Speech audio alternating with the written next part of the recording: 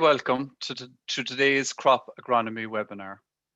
The recent dry weather has allowed farmers to make good progress with the spring workload, and hopefully the majority of spring cereals will be sown by the end of the week with the weather that's forecasted. The format of today's webinar is that we will have three sections. First up is winter cereal disease control. The middle section is on spring cereal management. And finally, we will discuss trace elements and sulfur. We will take questions at the end of each section. So to submit your questions, use the Q&A tab at the bottom of the screen, and we will answer your questions during the panel discussion. We're going to start today's webinar with winter cereals. We have Ivan Whitten and John Brophy in the Northeast. We've got Conor Kavanagh and Mark Trimble in Kildalton. But we're going to start with Phelan MacDonald, who looks at the valuable IPM tool, that is variety disease resistance scores, from the winter wheat plots in Oak Park.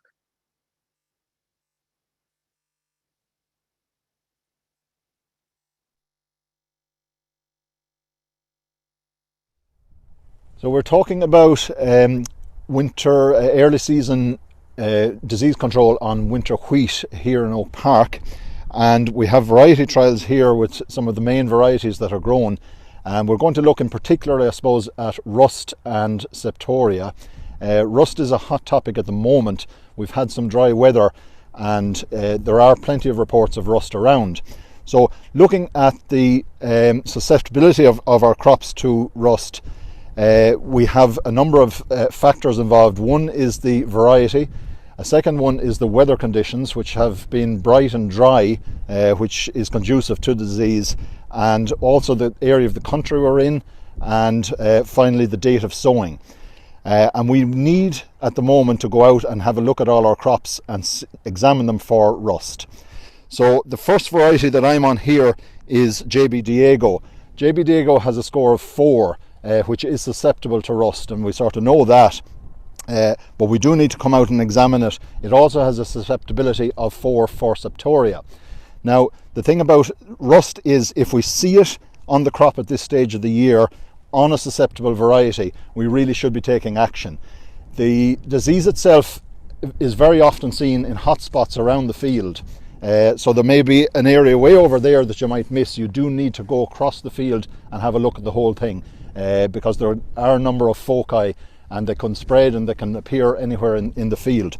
We look at it, we look at the variety susceptibility. As I say, it's 4 for JB Diego, and if it's there, and particularly if it's on the newer leaves or the weaker, smaller tillers, we need to be taking action with a spray. Our IPM will come into it as we see some of the less susceptible varieties, and depending on where that rust is, if it is on it, then we can use our IPM to just continue monitoring the crop, or to come in with a T0 perhaps. So the next plot that we have is Graham. Again, it has a susceptibility of 7 for rust. However, there have been plenty of reports of rust on Graham. So again, we do need to have a look at this and monitor at the very least, come in with a T0 if necessary, to control that rust. The next one is Costello. Costello is pretty good for rust. It's got an 8 score, and generally speaking we should be okay, but again we do need to have a look at it. An 8 score is good susceptibility, resistance to rust, so we mightn't expect it. Weather conditions, planting date will have an effect on that score. This next plot here is Thorpe, and again Thorpe has quite a heavy susceptibility. It's only got a rating of 4, and again it is one of these crops that we will be looking out for, and we have had reports around the country of rust, and in particular we're getting rust on some of the newer growth, and that's very worrying. We need to take action at that stage and that type of variety. We have Conross here, which has got an 8, same as Costello. It has good resistance to rust, so we just have a look and we monitor it, and we'll see whether action needs to be taken at a T0 or not. And the final one that we have here is Innistor. Innistor is a 7, but it's in brackets on the varieties listing, so that means they'd have only limited data available to them. So we do again need to monitor this very closely to see, is it going to get rust, because that score could drop in a bad rust year, could drop to 5 anyway, could drop 2 ratings. So we'll have a look at that. The other one that we don't have here, and the rest of these are coded varieties, but Bennington, there's quite a bit of Bennington out there, and it has severe rust in many cases. It is susceptible, it's got a score of 4, and again, you see rust on that, you need to take action. The action that you'll be taking on a susceptible variety at this stage where it's on new growth is coming in with possibly an azole and a strob. Now the azole use early on in the season will change perhaps the septoria control that we're going to use later on, so that needs to be taken into account as well. Good morning and welcome to the tillage webinar from the Northeast. This morning myself and John Brophy, who works in Teagasc in County Louth, are going to talk to you about the disease yellow rust. What are the symptoms that we should be looking out for, and how do we manage the disease if we have an outbreak? John, why is it important this time of the year for farmers to be out in the fields to monitor particularly rust-prone varieties of winter wheat? Right, when the rust percentage, they can reduce yields by up to 30 to 50%, which can be a big reduction. I mean, the variety is the cornerstone really of resistant turgid. I mean, like if we pick the right variety, but we have seen in recent years with different races of rust out there now that it has become more of an issue on different crops, and we're seeing it even across some of the resistant varieties. So it is very important to go out and monitor crops and see that it's there. And we have seen rust in places as far south as Cork, and we've seen it in areas we haven't seen rust before. So we need to be very aware of it, and if conditions improve and weather gets warmer in the next few days, we're definitely going to see an explosion of rust. And from the point of view of dealing with an outbreak of yellow rust, what symptoms should we be looking out for in the fields for walking in the next day or two? Well, Ivan, as the name suggests, it's a yellow, it's a rust, so you'll see yellow stripes along the veins of the leaf. I mean, and if you rub the plant, you'll see it coming off in a rust fashion. You'll see your fingers are yellow. Generally, yellow rust will survive on old plants, you know, so it depends on your pre-crop plough down of the dead waste. It also you'll also see, if you're going to see in the field, it starts in circles called foci, something similar to BYDV. You'll see a yellow circle in the field, and it'll spread from there out. Then on the spores will spread in the wind. So as you said, John, yellow rust is a disease. It overwinters on the older material of volunteer wheat plants or early sown crops as well. So it's a disease that likes humidity, and it's wind dispersed. So if you have temperatures between 8 and 12 degrees and it's cool and it's moist, it favours the actual development of yellow rust in the spring. From a point of view of the development of disease for this season, the frost that we had there back in February, it would have killed off a lot of the older material, so it would have reduced the burden. But the conditions that we're having there towards the end of March, that rise in temperatures and the cool and the dampness coming up out of the soil, has favoured the development of the disease on the likes of the prone varieties like Thorpe, Bennington and JB Diego. And the field we are in here this morning is Graham, which is a 7 on the recommended list, and you can see the yellow rust symptoms beginning to develop. As a variety goes, it suffers from the juvenile stage of yellow rust, and we will be hoping that when we're going out with our CCC in the next week, that we will be able to control it. Hello, we're here in a field of Costello winter wheat in Kildalton College. It was set on the 15th of October last year, and we're just looking at assessing disease in the crop at the minute. So septoria being the most damaging disease in winter wheat crops, and can have a yield reduction of up to 3 tonne per hectare. Obviously, with the loss of chlorothalonil last year, it means farmers are going to have to alter their spray programs going forward. But there's introduction of some new chemistry which has the outlook quite positive for septoria control. The precise timing of the application is the most important aspect for septoria control. The timing of the leaf tree application is critical, and that's when leaf tree is fully emerged in the crop. and also the flag leaf application when the flag leaf is fully emerged. The use of leaf emergent descriptions as a basis for fungicide timing is proven very effective, and it is more effective than calendar date. I suppose the most important aspect is to monitor crops in terms of growth stage, leaf emergent and disease, and this will aid in decision making for fungicide application. Results have shown there's been little benefit for septoria control when the application is made before leaf tree has fully emerged or after the flag leaf has emerged. With the loss of chlorothalonil, the use of multi-site Folpit will be an important addition as an anti-resistant strategy and also aiding in disease control. It has a max rate of 3 leaves per hectare, and the best results are achieved in 2 split applications of 1.5 leaves per hectare at leaf 3 and also the flag leaf. It's important to use different actives at each time and alternate actives between your leaf 3 application and your flag leaf application. In overall fungicide, there is little scope to reduce rates in high disease pressure years. Teagasc results have shown the best paying fungicide application is achieved at flag leaf, where you can achieve an increase in yield of 1.7 tonnes per hectare.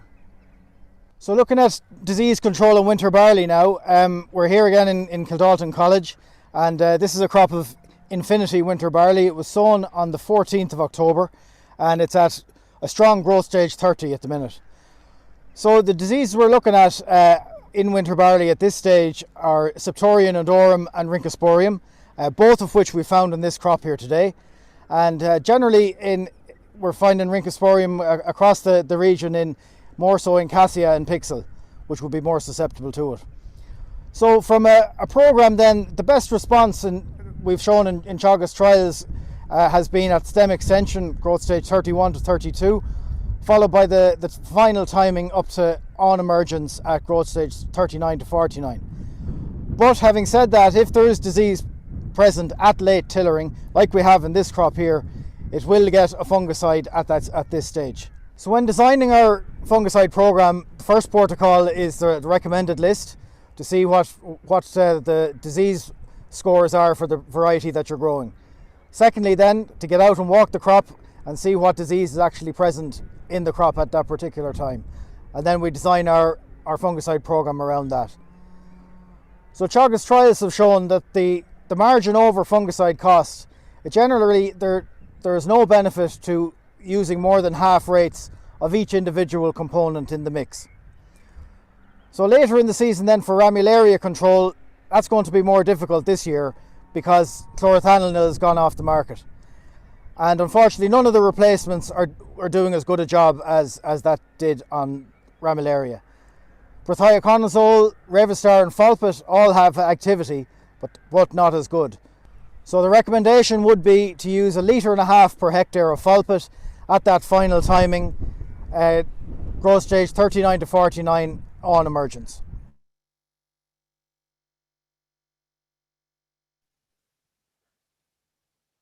Thanks very much to Phelim, Ivan, John, Conor and Mark there on the winter cereal disease control.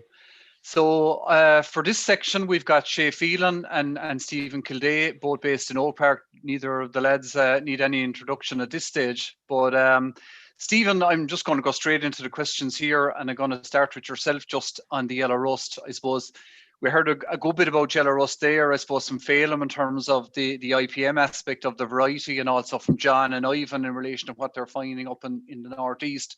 But I suppose my question, Stephen, is there's a farmer watching this morning. They've got one of those susceptible varieties, but they're not seeing any rust in the crop yet.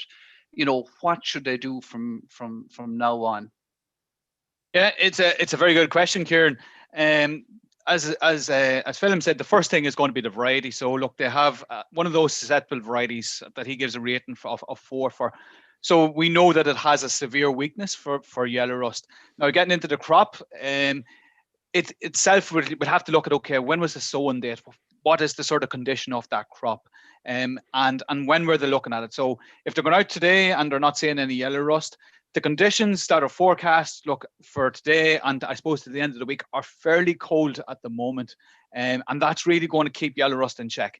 just because you can't see it doesn't necessarily mean that there isn't a little bit in that crop that could take off if the conditions get it right. And I'm thinking that that's a very susceptible variety. It's got another bit to go before it gets to that sort of leaf tree application that would be the typical start of a fungicide program. And for those sort of very susceptible varieties, your Bennington, your Diego, and your Torp. And I suppose in the city or the part of the country, maybe in the northeast, for example, that would be a case that, look, they will require probably an earlier application, what we call a pre-stem extension or your T0. Because, look, we know that if yellow rust gets going there, it will be difficult to get on top of later on this season. It's not that we can't get on top of it, but it makes things more difficult.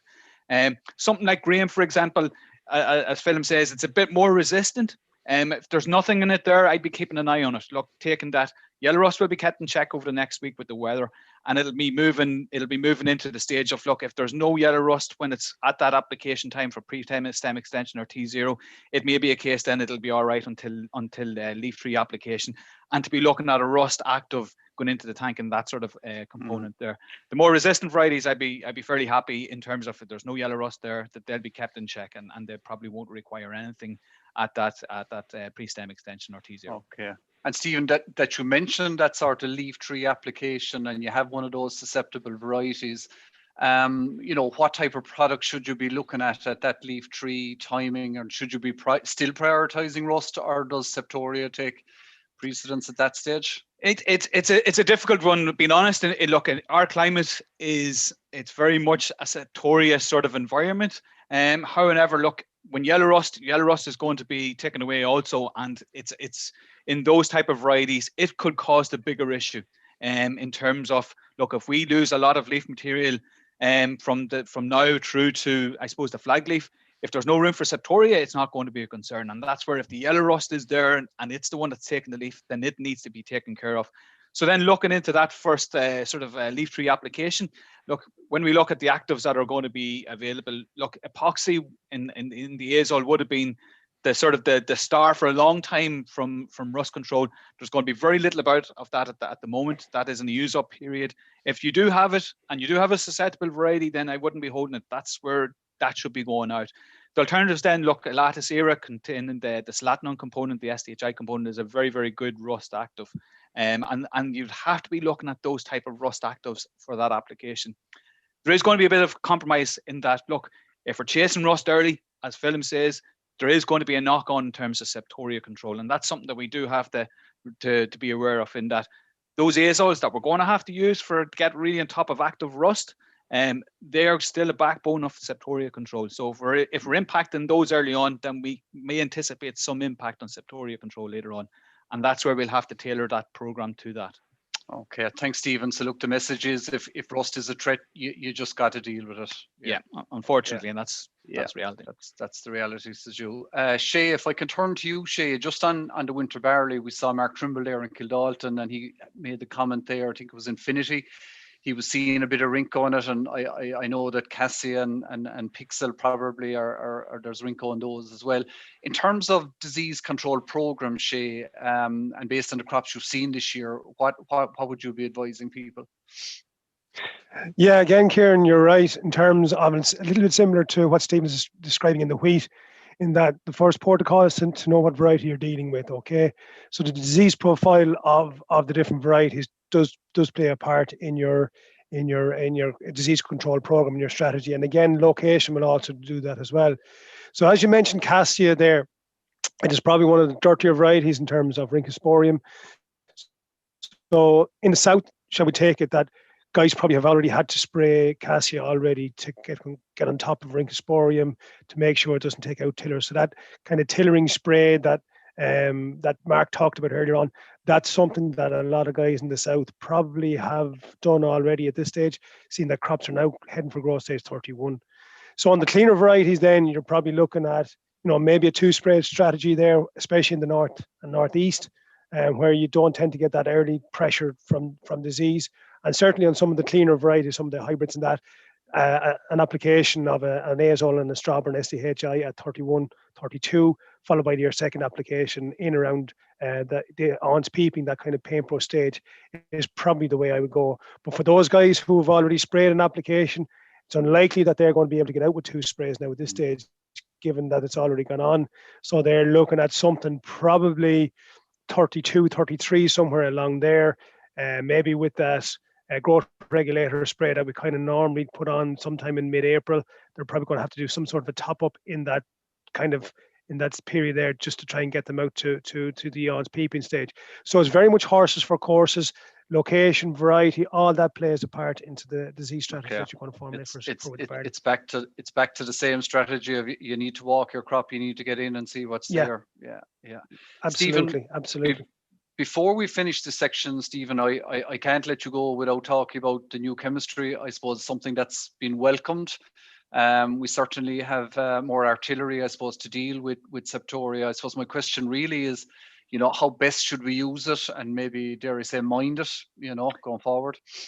Yeah. Look, I think it was touched on there. I think it was touched on in terms of, look, the first protocol would be full bit. I think, look, we have to look at the multi-site component going in there from an anti-resistance sort of strategy, as Conor says, but also from a disease control aspect. So both of them sort of work side by side in that one protects the other, if you know what I mean, in terms of, look, we know that the neurochemistry, we're talking about Inatrec and we're talking about Revysol there, one being an azole, one being a QAI, I should say. They are what would be regarded as at risk to resistance development. The other component then, your full bit, is a multi-site. It isn't at such a high level of risk from resistance development. It doesn't have the same level of efficacy as the other two. But because we've got both of those there going together, we can sort of manage our balance resistance and balance disease control. And that's really the critical crux of it. The second aspect then, of course, is going to be using these when they're required. Look, if Septoria is not going to be an issue, then look, they're not going to be required. I wouldn't say we take it as a given that Septoria is always going to be an issue in Ireland, but look, our weather, it's very difficult to predict where the weather will be come the end of May. And even then harder to predict even beyond that. And that's why we'll be looking at these actives as an important component. If we need them, we use them at the amount and the dose that is required. And that really gets down to the risk of the disease and the variety and everything, I suppose, that we talk about from an IPM aspect of it. Okay, thanks, Stephen. No, that's a good synopsis. Lads, I'm going to leave the winter disease control just for a minute, but if anybody has any questions, just remember to stick them into the Q&A there, and we'll deal with them at the end as well. I want to move on to the middle section that we have today, and that's on spring cereal management. So I suppose we're going to look at with Kieran Hickey, Gareth Brown and Jimmy Staples in Wexford, and we're going to have Michael McCarthy in Cork, Veronica Nyan in Laois, and they're all looking at difficult to control weeds. But first, just a few timely reminders on BYDV from Elaine Clifford in Middleton.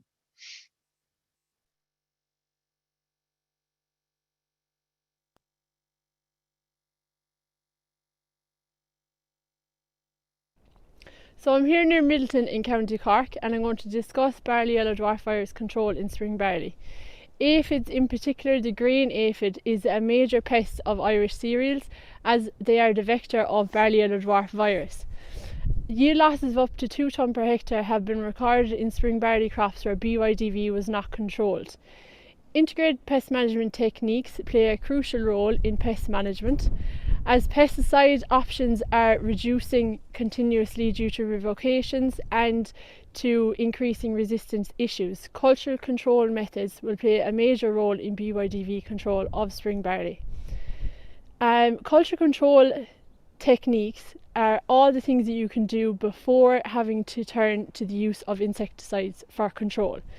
So culture control methods such as early sowing of spring barley in March reduces the risk of barley yellow dwarf infection. Also need to take into consideration your field history and the site location. So spring barley crops can be divided into 3 broad categories for risk. The first category are crops emerging from late March. These are considered to be a low risk category unless you're in a high pressure area such as coastal areas. The second category then are crops emerging from early April. They're considered to be low to moderate risk for BYDV infection, again unless you're in a high pressure area. And then crops emerging from mid-April onwards are in a high risk category. Once you know what category your crop is in, you can then use IPM measures such as monitoring your crop. So monitoring the number of aphids in the crop, assessing the headlands rather than out in the middle of the field and in shaded areas for aphid numbers. And you can also use forecasting tools such as apps that are available to help you determine the risk category in your area. Also forecasting tools like the tower here behind me, which is the suction tower that captures aphids which fly over it, and then can help to determine the aphid numbers in the area, which you can then use to make management decisions such as this. So if you find that your crop is in a high risk category or in a high pressure area, or you're finding high aphid numbers in the field, the best control of symptoms is a single targeted application of an aphicide at the 4-leaf stage. So research completed by Teagasc has found no benefit in multiple applications of a pyrethroid. The targeted single application at that 4-leaf stage was found to show the best control. And then it's important to assess your crop 5 to 7 days after spraying with an insecticide to check on the efficacy of the spray. And if any resistance is at all suspected, do not reapply a pyrethroid. Okay, so we're here today on the farm of Mark and Garrett Brown in Enniscorthy. It is the ECT monitor farm, the grassweed program, and today Garrett is here with us, and Jimmy Staples, who is the agronomist with the ECT program. So we just want to have a quick chat about wild oat control and the strategy that Mark and Garrett might put in place this year on the farm. So with 3 main kind of ways we can attack this. We know that the aphicide needs to go on at the 3-leaf stage, so we'll be putting in a trace element possibly with that. And you can decide to do what you did a couple of years ago, put in the Axial Pro at that stage, and you can come back 7 days later with your herbicide. The positives of that is 7 days is not a long period, and it's a lower rate, so you're reducing the cost a little bit. The negative is the weeds could be getting stronger, and in particular we have a field out the front here that has a level of resistant marigold, and I think last year the fact that they got a little bit stronger, the control, wasn't as good. So another option is we can put on the aphicide at the right time. We can add in a spray for the marigold out here, try and take out the marigold when they're small. But the negative of that is we'll have to wait 21 days until we can come back in with the Axial. So obviously, from Jimmy's perspective, the wild oats are getting more sheltered, and it's harder to get the spray onto the wild oat. And the third option, which is the one that you used last year, we do our aphicide at the correct timing, and we can go with our triazole, the proline plus an SDHI or a Straub, and we can put in the wild oat spray at that stage. Now the wild oat can be sheltered, that's the negative, and this 3-week period can get delayed even more, so you could be looking at 4 weeks by the time you get the wild oat spray in. Or we can go with an all-in-one, which is put in our disease spray, our herbicide, the mixer, which is the Galaxy here in this case for the marigold, and we add in the Axial. So it's all in one, but the positive here is it's very convenient, flexible, and you can apply it earlier than this middle one, but the cost for the higher rate is €3 an acre more expensive, and it can be a heavy tank mix on the crop. So which one do you think you might, what was your preference? Option 3 worked well last year, except for the marigold had got a bit big out here and it wasn't controlled great, but I'd say we tweak option 3 there. Yeah, so that'll be in general over the farm. Yeah, that worked well. That worked well last year. Yeah. Okay. And for the fields that have the resistant wild oats in them, what would you say about those? Or well, the main thing about those is what I'd suggest is if you think you have a problem in the field, get your wild oat tested with Teagasc up in Oak Park first. It's important because we put in break crops here, beans and maize, and that didn't control them. So we lost a few years doing that. So it's very important to know what will kill your wild oat, and it's very simple. Send a sample up to Jimmy there, and he'll tell you quick enough what they're resistant to. And what's the procedure for that, Jimmy? Yeah, so if you're sending up a sample to us, you'd want to send it up to us. The seeds nearly need to be ripened ahead, because if you send them up to us and they're maybe a little bit on the green side, we tend to have issues with germination, and we might not get it tested at all. So you really want to leave it until the weeds are fully ripened ahead, almost like they're coming up to shedding nearly.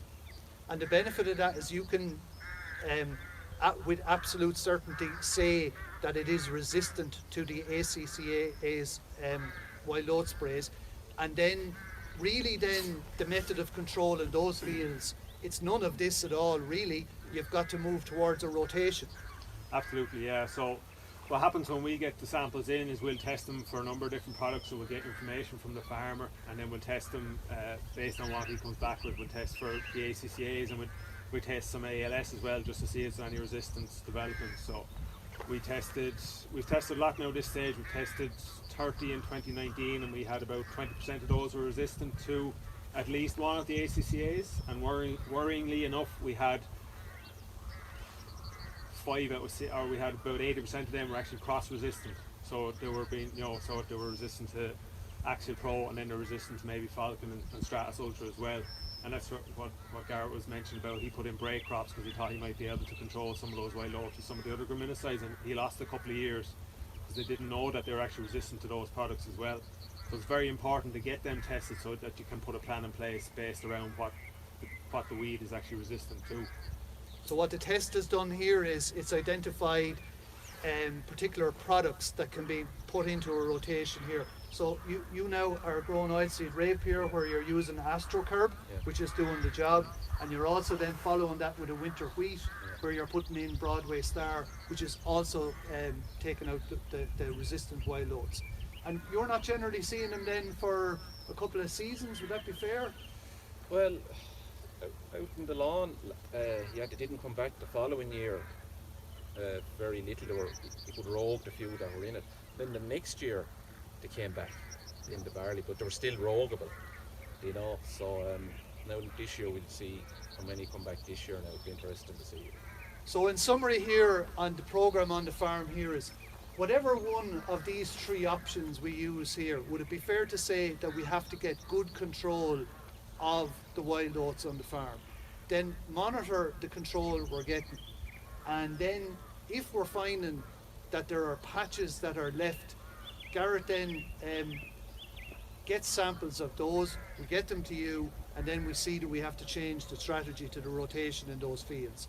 But in fairness, you have a lot of fields that don't have this problem, and if you pick one of these options and get a good level of control, we should be able to go with that. Okay, I think that's the plan. We're here in a crop of spring wheat that's just emerging now over the surface. This crop was planted about 3 weeks ago, and it's nicely coming along. Now, like this crop and many more that have been planted in the last few weeks, we need to start thinking about herbicides and what we're going to do to manage broadleaf weeds going forward. So we've heard my colleagues talk about resistance in wild oats, but we need to be mindful of difficult to control broadleaf weeds also. For years we had a standard of using CMPP partnered with a sulfonylurea, and that took care of everything for us. But like everything, it's not so simple anymore. And we've seen in the last couple of years weeds that were not a problem one time starting to become problems as chemistry changes and as seasons progress. So 2 examples that I can say down here are starting to become big issues is chickweed and corn marigold. Okay, so corn marigold can be distinguished by its bright yellow flower that's seen in late June and early July. It's often associated with a kind of a legacy from old sugar beet ground. This is where we tend to see it more common, and in more acidic type sandy soils. Corn marigold loves those conditions and thrives in those conditions.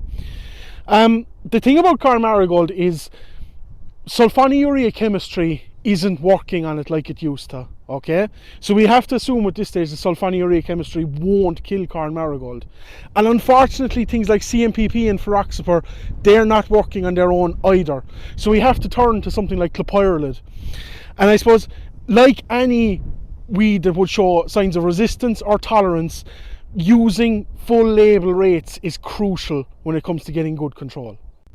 So another weed that's causing a lot of issues is chickweed. Okay, chickweed is very easily distinguished. We know it can be a huge problem at harvest time, but it's difficult to kill that. Like corn marigold, it's showing that same level of resistance to sulfonylureas, so we can no longer rely on sulfonylureas to clean up chickweed for us.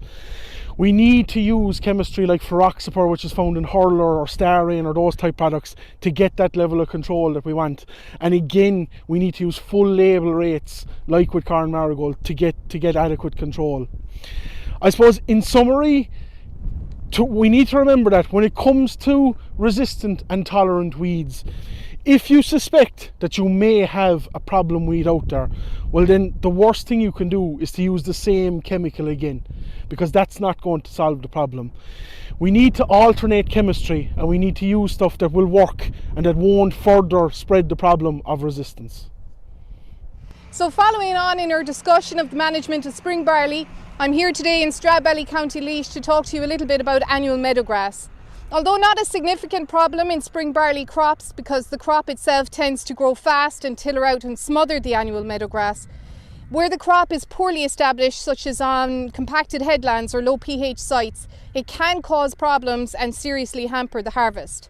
In this crop of Planet spring malting barley, the annual meadowgrass is being controlled indirectly through the use of the stale seedbed technique, glyphosate applied pre-ploughing, and then through good crop establishment techniques.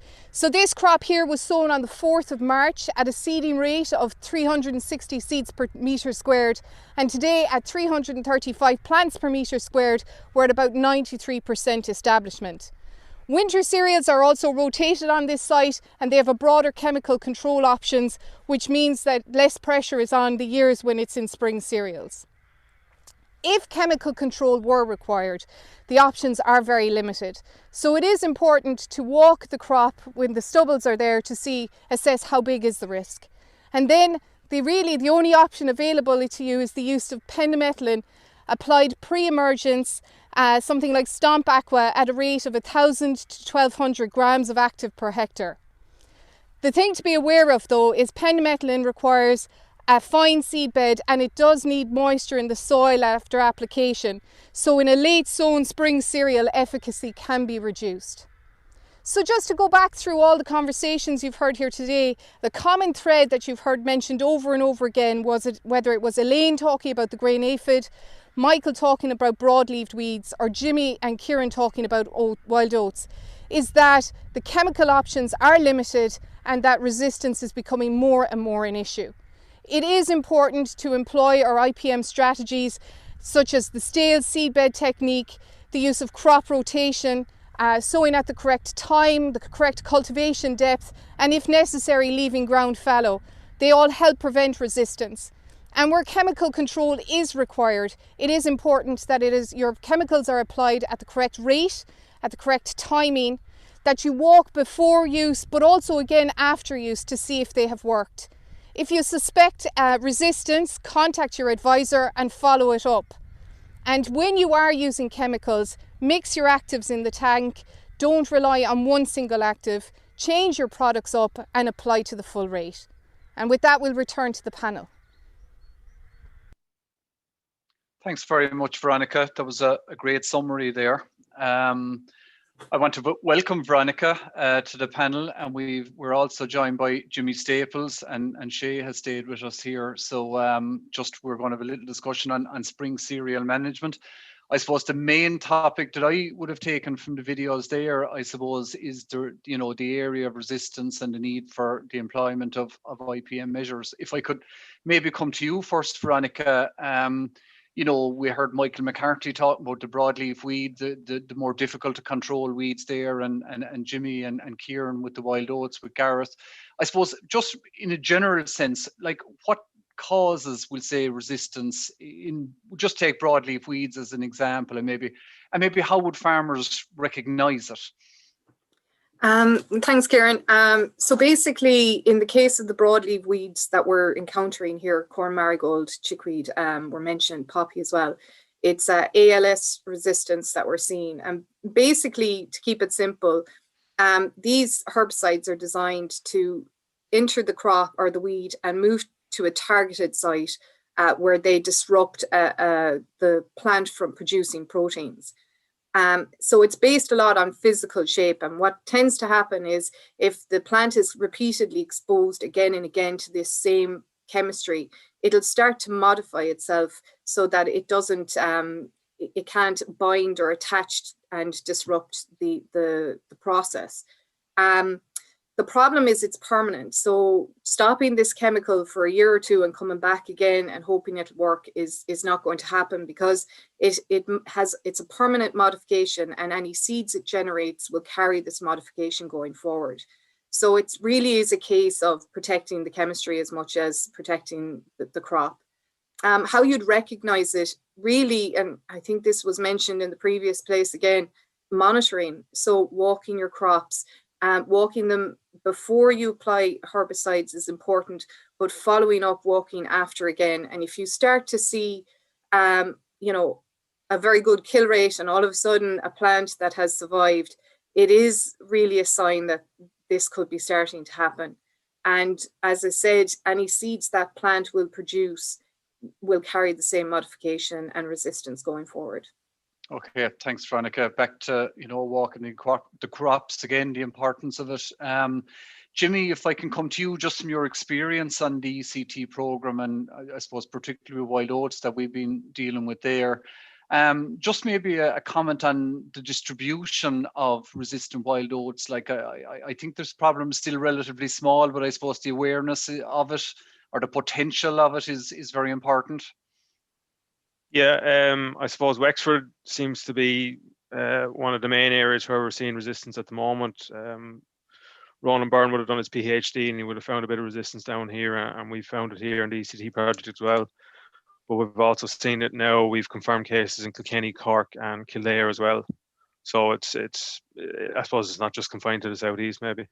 Okay. And just if somebody does suspect resistance, you mentioned there, you know, that they can take seeds from the suspected plants and send them to Oak Park. You might just, because I know you had some issues in getting some of those to grow, maybe what's the ideal procedure there that a grower should look at?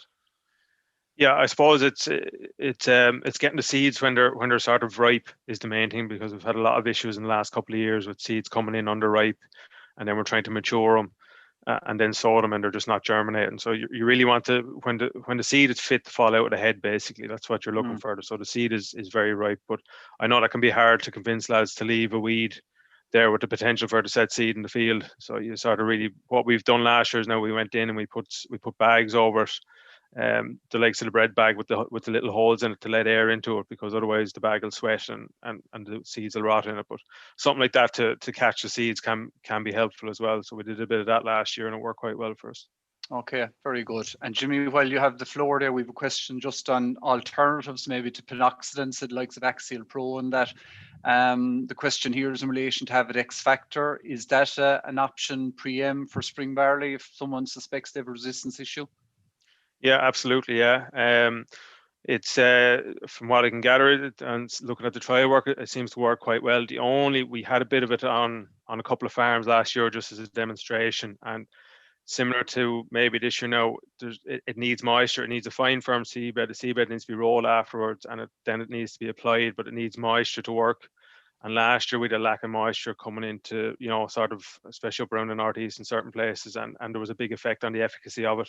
So yeah, it's definitely worth a look at, but make sure your conditions are right, because it's not a cheap product. Like, it's similar in cost, I think, to Axial Pro. So you want to make sure your conditions are right if you are going to use it. Okay. Thanks, Jimmy. Shay, if I could just turn to you, just I suppose just back to the broadleaf weeds there. Michael McCarthy mentioned chickweed is probably the most common one that people have issues with at the moment. Marigold obviously would be another one there, but just in relation to chickweed, Shay, just in terms of control, again, what advice would you give growers where they have a field that could be a substantial amount of chickweed in it? Yeah, again, it's about using alternative chemistry. So as we know, there is quite a bit of distance out there, so the likes of won't be as effective anymore, but in some cases they're not as effective as they used to be. So in those cases, what you'd always recommend is using a mixer product. So in the likes of corn Marigold, you'd be looking at something like Galaxy, even though the rate is reduced this year, and you can't use the rates you used to be using. So something with clopyralid, as Michael mentioned there, is an option there as well. So like Gartril or something like that to add to that control. Likewise with chickweed, something like hurler binder, those type of products, Pixaro, those type of mixture products are always useful when you're using them in conjunction with your sulfonylureas, and those mixes that we tend to use will give you the best sort of broad spectrum weed control that you can possibly get, and probably reduce down the risk of resistance, because there's always a risk of resistance when you're using the same products year in, year out. Okay, thanks, Shay. So again, the team is coming through rotation, altering products, through different crops is a key. So lads, I'm just going to let that one there for the minute. And again, if anybody has any questions, just remember the Q&A tab at the bottom. We're going to have another Q&A session after our last piece here. So our last bit today deals with trace elements and sulfur in cereals. So we're going to hear from Richie Hackett in Oak Park. John Pettit and John Cullen are going to speak to us from Wexford. But Mark Plunkett is going to start us off with a short presentation just on the importance of trace elements in cereals.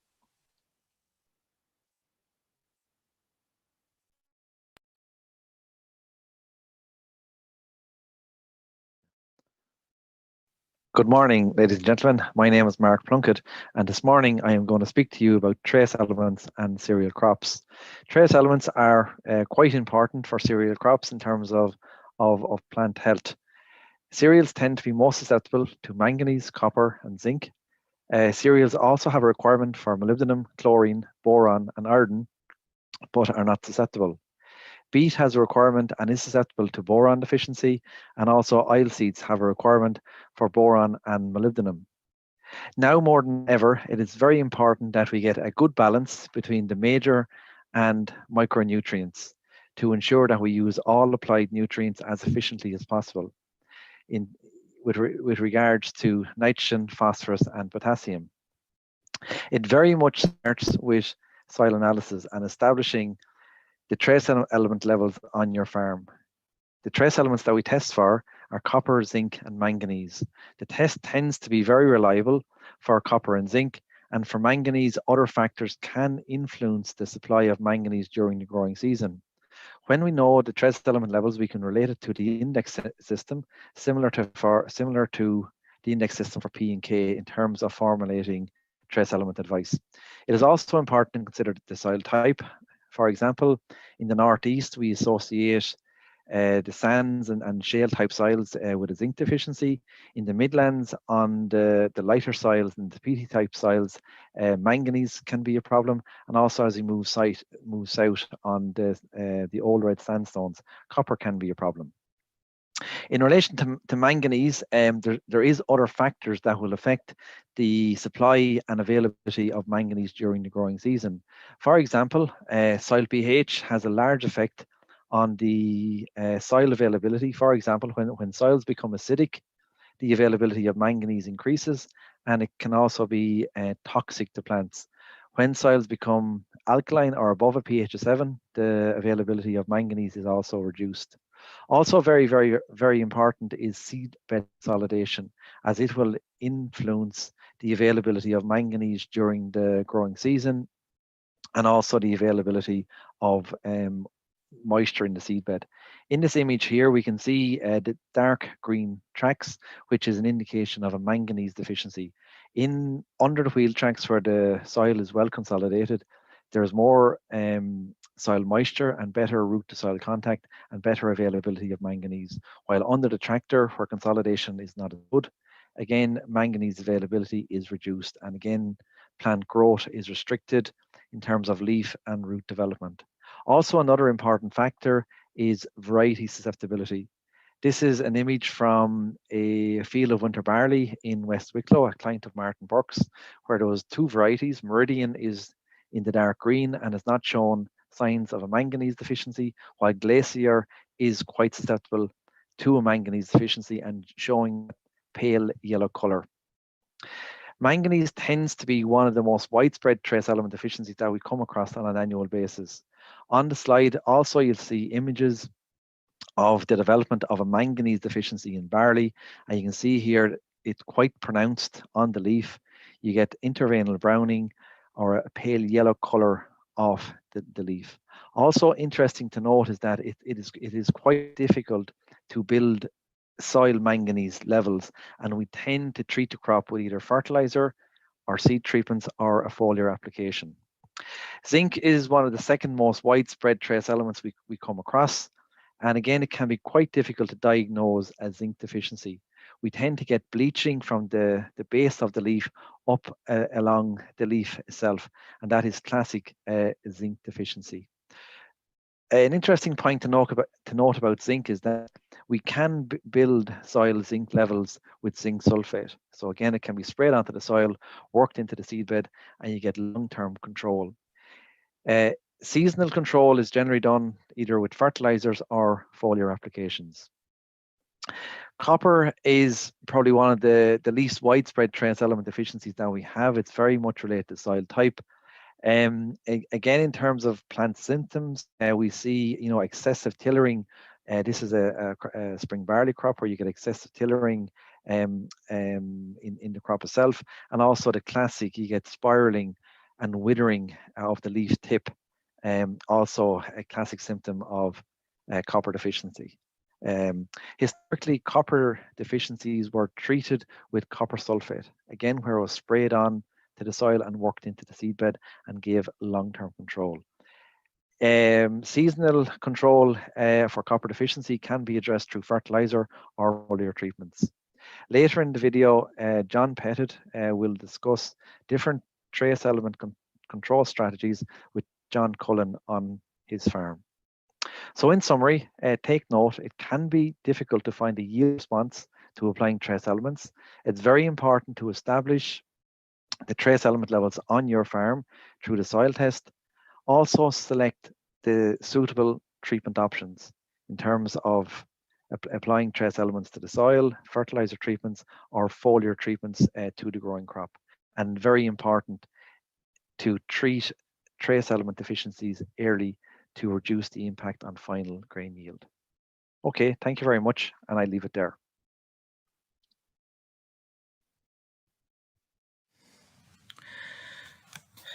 So sulfur is an important nutrient for all crops, including cereals. And to illustrate that point, this is pictures of two plots from an experiment looking at sulfur application on winter barley a few years ago. And both plots have received exactly the same inputs, with the exception that the plot on the right-hand side has received no fertilizer sulfur. And you can see the symptoms of sulfur deficiency appearing on that crop, so the light pale coloration, particularly of the younger leaves. And when we measured yield differences between these two plots at harvest, we were getting a yield loss due to sulfur deficiency of just over a tonne per hectare. So where is sulfur deficiency likely? Well, soil type has an important part to play. So light sandy soils will be more prone to sulfur deficiency than medium heavy soils. Overwinter rainfall has an effect as well, as sulfur is leached out of the soil over the winter period. So high overwinter rainfall will lead to lower amounts of available sulfur in the soil in the following season. Low soil organic matter is also a risk factor, as sulfur is released from soil organic matter over the growing season. So the less soil organic matter there is, the less sulfur will be released. And organic manures, where there's a history of organic manures to a particular parcel of land, that will build up the sulfur in the soil slowly, which will reduce the risk of sulfur deficiency over time. So how much sulfur should you apply on a high-risk site? So these are two experiments that we did looking at different rates of sulfur, going from 0 to 32 kilos per hectare of sulfur on both a light soil and a medium soil. And what we found was that once you went above about 8 kilos per hectare of sulfur, there was no further response to increased applications of sulfur. 8 kilos saturated the sulfur response in these situations. So then getting to our recommendations of 15 kilos per hectare of sulfur, we believe they're sufficient for yield. And I suppose the point to remember is you don't always get a response to sulfur, particularly on heavier soils. When should you apply it? Well, either in the first and or the second split of nitrogen. And I suppose the one point I would make to people looking at recommendations from abroad, they should divide the sulfur recommendations by 2.5 to get the equivalent number to the Irish recommendations. I'm on the farm of John and Karen Cullen from Ballymurn in South County Wexford. So we're going to talk about trace elements on crops generally. What dictates whether you use a trace element or not on your farm? Well, we'll be working off soil samples, number one. We do frequent soil samples on the farm. But we our history as well, you'll be working on as well. Like we have a manganese problem in most fields on the farm, and zinc, and we have a small bit of copper on the lighter land. We've been using trace elements on the farm for a lot of years now due to we're in the screen sandy soils, and we have a deficiency in manganese would be one of the biggest ones in this area. We don't do it as a blanket, because we have heavier soils that would require one application, but on the lighter soils like this now you'll be putting in two applications, like foliar sprays, or whatever. Trace elements can be applied in three different forms. It can be applied as a seed dressing, right? They can be applied within fertilizer blends, and it can also be applied within as a foliar spray. How do you apply trace elements on your farm, and why do you apply them in that fashion? We use mostly liquid trace elements on the farm just for ease of management. We found we were doing some with seed, some with fertilizer, and then we were doing some with liquid. But we've settled over the last few years that we do a plan with liquid. If we have very bad manganese, seed dressing is very helpful for the start. We've seen manganese dressed fertilizer, and it works very well as well. But we just on our plan for ease, we just use liquid. You would have moved from what would have been predominantly on the farm a plough-based system, and now literally everything is min-till at this stage, or you have a non-inversion system.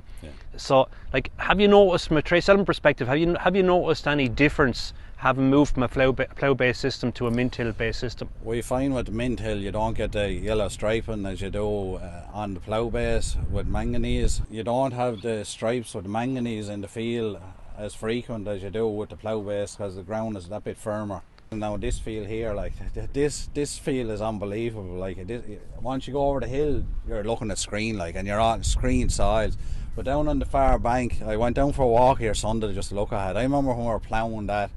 This is a second year winter barley here, and on the second year down there I remember I lost half the field down there due to manganese. It didn't matter what, it was just so loose, it just died over. You can never put enough manganese. It's like a lad going to the pub, you can never get enough pints, you can never put enough manganese in this land. If you were talking to a client of yours and just say for talk's sake he's a plough based system, right? What would you be saying to him? What can he do without the aid of actual sprays themselves? What can he do to reduce the trace element deficiency issues on soil coming from a plough-based system? With plough-based, you'll be trying to consolidate it before you sow it and give it a good roll after as well. That's, you know what I mean? That makes a great start. For plough-based on spring cereals, is try and plough early, and if that don't happen with late ploughing, you want to consolidate the seed bed as best as you can. And when it's sowed, then get it rolled. What's wrong now as well is we're ploughing 18 inches wide. It's not like when our fathers were ploughing. They were ploughing 12 inches, a nice little thing, and it was going You're turning over and you're forming it down. One time a lad had 4 for a plough and he had a tractor and it was hard to say pulling it. Right. And now there's a 200 horsepower pulling a 5 for it. And all his is a race up and down the field, isn't it? There's no, it's turned over and that's it, grand So John, in relation to the spring barley, what would be your plan for dealing with trace elements on the farm? When we're applying the foliar spray, we put it on. The first one I go on with the weeds. And if it merit a second one, generally our program is on the farm is we'll go out and we spray the weeds aphicide, and we throw in the trace elements then if the field warranted, and if it was low in them trace elements, when we were doing the fungicide we'd put in a second one. So John, we're standing in a crop of winter barley here, Valerie. Right, so what are your plans for this crop of winter barley in the coming weeks from a trace element perspective? In the next week or 10 days we'll be putting on the fungicide, and it will get a full application of manganese and zinc in this field. Yeah. And also on the next spray it will get another application of manganese, as this field is very prone to manganese problem in this field, and it requires 2 foliar sprays. Would you have ever considered using maybe a seed dressing on this field here as well, in combination with the foliar sprays? I don't. It's not warranted seed dressing. We tried it and we don't see any benefit from it in this. I'd only use it on seed dressing when we're very low on manganese, and maybe on the lighter screen soils. Yeah. So again, this field is just not low enough. It's the only reason that you're not using it. Yeah. So John, you have a bit of an issue with copper on the farm as well. Like, when do you actually apply foliar copper on the farm? We apply foliar copper as separate spray on its own, as copper can be very hot in a tank mix, so we generally apply it around growth stage 31 on its own. Thanks very much, lads. And we're joined on the panel for our final Q&A. We have Shay and we have Veronica back here again, Stephen, and I suppose the person you haven't met already is Mark Plunkett. Welcome, Mark. Hi, Kieran. Thank you. Mark, I'm going to go straight with you. I suppose John Cullen made a very good point about the importance of seedbed, consolidation, and that side of things. And also, I suppose, soil type is a big influence on trace elements as well. You might just expand on that a little bit. Yeah, Kieran, I think it's coming through on the webinar here this morning, like the importance of good seed beds in terms of crop establishment, and especially for spring crops. They're quite sensitive. They establish very rapidly in that early phase. Like there's 3 to 6 weeks where yield potential is laid down in terms of rooting and tillering. So absolutely, like seed bed is very important that we get, seed beds in good condition, in terms of ploughing, sowing and consolidation. Very, very important, especially with the dry conditions that we're having. Land has dried out a lot, in the last, 2 to 3 days, especially here in the southeast. So again, getting in, consolidating ground, retaining the moisture, you're going to create an environment in the seed bed that's going to be more conducive for the seed in terms of establishing, in terms of rooting, and especially for like some manganese, root to soil contact, retaining that moisture is very, very important to meet that early supply, or that early demand in the crop. Okay, thanks, Mark. And I suppose thankfully seedbed conditions are good at the moment, but you're emphasizing the importance of rolling, consolidating, keeping that moisture in there. Yeah, I absolutely, Kieran, because they're drying out quite quickly as we speak. Like the weather, seedbeds are getting dry. So, consolidating, retaining that moisture, very, very important in that early establishment phase, especially for spring barley. It's quite sensitive to all nutrients, including minor nutrients. Okay, can I ask you one there, Mark, about building trace elements in the soil? So the likes of manganese, copper, zinc, I suppose, most people can identify fields with deficiencies, and, what would, I suppose, should the approach be to building trace elements in soil, and can we build trace elements in soils? Yeah, it's a good question, Kieran. Historically, the likes of copper, zinc, we sprayed copper on, worked into the seedbed in the form of copper sulfate or zinc sulfate, and it gave us long-term control. So maybe it's just something that has been forgot about or in the last number of decades, but it definitely is an option where you have a site that's, that's very deficient based on the soil test, that you can actually build, a bit like building P's and K's. You can build the level of copper and zinc quite successfully. Manganese is a different story, Kieran. It's difficult. It's very, very difficult to build manganese because it's just down to the nutrient.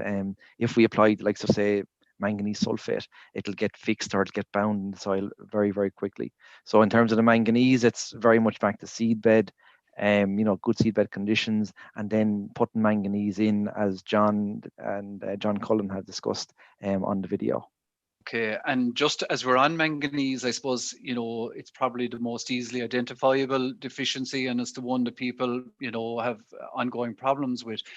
like, is there, should what I suppose, what measures should people take to address the deficiency? Like, is it, we've a question here, is Wolf Trax a good idea? Is it manganese sulfate? Is it some of the organic formulations? Like, what's the best approach to take, or does it vary depending on the deficiency? Yeah, look, I suppose manganese is one that there's other factors that play, you know what I mean? Soil pH, soil type, that the lighter soils that have been recently limed. As I said, the current dry weather conditions that we're having, like if they persist, we may see manganese starting to appear on those early sown crops, crops that were sowed in the last number of weeks. But I suppose it's down to history, Kieran, and knowing your ground. It's a bit like walking your crops, and I suppose it's trying to put in a control measure, whether it's putting it in on the fertilizer, ensuring good seedbed consolidation, getting out with a foliar spray. Getting back to, I suppose, putting the manganese on in the fertilizer, is that, it can get fixed very, very quickly. So if the cold spell persists for a long period of time, where crops have a difficult start, I would have fear about that manganese on the fertilizer getting locked up or getting fixed in the soil. So then very much you're back to putting manganese in as a foliar spray, depending on the level of deficiency, or deficiency in the past, how hungry is that ground for manganese. But definitely getting in early, Kieran, with whatever intervention is possible there, and doing all the steps along the way to reduce that risk on the very, very deficient sites. Okay, thanks, Mark. And I'm going to leave it at one last question. I suppose Richie spoke about sulfur. Sorry, Mark, I'm back to you again. Okay. But Richie spoke about sulfur there. And I suppose a lot of farmers now, when the compound comes, it tends to have sulfur in it. And then maybe they're looking at, should they apply additional sulfur maybe when they're topping up with nitrogen after? Maybe I saw Richie had a ton per hectare there in light soils in Oak Park. What's the response to sulfur overall? And I suppose my question is, can we over apply sulfur even, or what's the recommendations? Yeah, look, we're talking, 15 to 20 kilos per hectare, Kieran, as on cereal crops. Again, and there would be maybe a little bit coming in the compound, the likes of your 10-10-20 or 13-6-20 is probably 2 or 3%, and probably wouldn't be sufficient to meet the crop's full requirement. So again, you're looking at a sulcan or a nitrosulfur, a 4 or 5%, and again, you're putting it on with your main nitrogen split. We can over apply. I'm not sure whether the high rates are confused with maybe recommendations in the UK, which is based on the oxide, and there's a conversion factor there. You multiply by 0.4 to bring it back to the elemental sulfur. But again, you see from the research that Richie has done there, the crop has a relatively low requirement. We're talking 15 to 20 kilos per hectare per year. Okay, that's reassuring, because some of the soils in Oak Park where that work would be done would be quite light and susceptible to sulfur deficiency. Yeah, and again, big responses, like you could be looking at, a ton to the acre on those light soils in Oak Park, which are low in organic matter. But the heavier soils won't be as responsive. There will be more of the sulfur come from the organic matter, or also maybe where organic manures are in the mix as well. That will also put in an available source of sulfur as well over the years. Okay, rotation organic manures again is helping the scenario. Lads, I'm going to leave it at that. Thanks everybody for your contribution today. We're gone slightly over time. It seems to be difficult to get these things in the hour. Before I want to go, I just want to thank everybody that contributed today, and especially those in the background, and especially Dara. Dara does a huge amount of work in the background for us today, and he's the guy that makes all of this tick. Just to remind you as well that a recording of this webinar will be on the Teagasc YouTube tillage, or Teagasc Crops YouTube channel. And also, for other resources, there's the tillage podcast that's up there every week, with lots of news and updates and interviews there. That's available every Wednesday or Thursday. Finally, look, I just want to thank everybody for your attendance. We got great numbers again today, despite maybe weather that was very suitable for people that were busy and working. So again, thanks for your attendance and your participation. And just finally, just to remind you, our next webinar, our May one, will be on Tuesday, the 4th of May. So again, thank you.